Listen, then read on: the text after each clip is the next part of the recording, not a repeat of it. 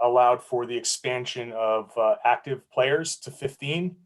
How is that going to help beyond just having a couple of extra bodies? You know what? That's good. Like John, we've had that discussion a lot over the years, and I'm glad they decided to do that because I think, especially in the bubble when we had healthy bodies that we had to name inactive. I mean, that's tough. So I think in this situation and moving forward, it just makes sense to, if somebody's healthy, very rarely are you going to have more than 15 that are available. And so it makes it rewards everybody that's available with the chance to dress and ultimately play. I think that's good. I'm a big fan of that move. With regard to Jalen's leadership, I think he's obviously shown that in many ways since he's been here, both on and off the court. And I think the number one thing, or a couple of things that are most important about being a leader, especially when you're a younger player in the league and people are already starting to look to you, is that you're willing to serve other people and help them soar and become the best they can be, that you set a great example, and that, you do so within your own personality. Like, it's important to be authentic. And I think he's good at all three of those things. I think that he's, a person who really wants to do is all about all the good stuff. And I think that he's already a good leader, and I think he will become one of the game's better over the course of time. We've talked about that several times in the past. That's a real focal point for all of our young players. I'd like to see them all grow into guys that the league generally looks at as some of the best leaders. Chris, Ryan. Hey, Brad, hope all is well with you. Do you feel like there are more questions about roles going into this season than recent years? And how will you go about defining who's going to be doing what for this group with a pretty talented, deep roster? Well, I mean, the only time I've really gotten questions about it is on these calls.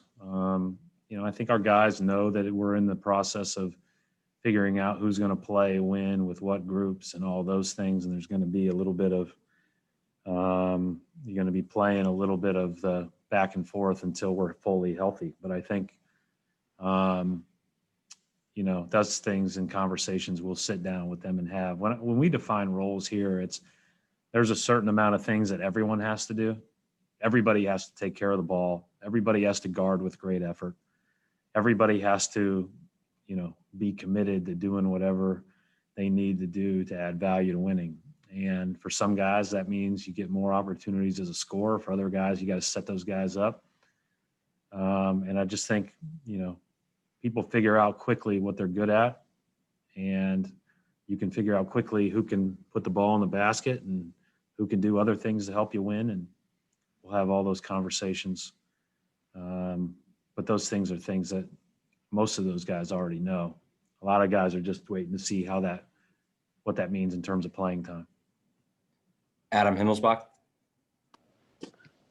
Hey, Brad, you guys had said in the release that Kemba was targeting early December for on-court activities, basketball activities. Where is he at in terms of that? Yeah, he does individual shooting,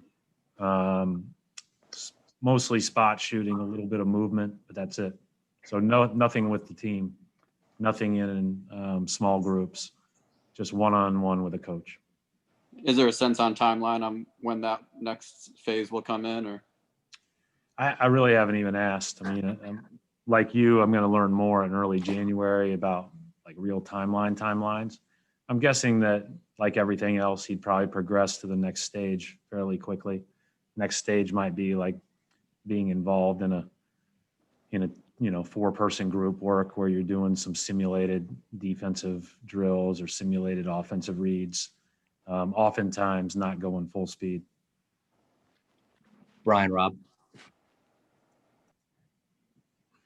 Hey, Brad, just want to check on this, how Tristan is doing in terms of his hamstring, if he's been able to get on the floor much, and if you guys are expecting to have him ready for opening night at this point. I think that's that's hard to say right now. He's not been in any part of practice yet. He has done our pre-practice similar to what I just mentioned with Kemba, like a 2-on-2, 3-on-3, very light simulated reads work on both ends. So that's it. So he'll be, he hasn't played in a long time, 'cause he didn't play in the bubble. So there will be a ramp up period for him whenever he is able to go live in practice. And I'm assuming it won't be just one of those situations where, you're available one day and you get a good practice and you can play. I think it'll be a little bit more than that. So I don't know what that means with regard to December 23rd. Every day that passes, I'd say that becomes more unlikely. And have you guys been healthy otherwise, obviously beyond Kemba and Romeo in camp? Payton Pritchard had his finger pop out today. I don't know what the right medical term is for that, but they were able to place it back, and hopefully there's, his timeline to return to practice will be sooner rather than later on his left hand. But I think everybody else has been good to go. All right. We're going to wrap it up right there. Thanks, Coach. Thank you.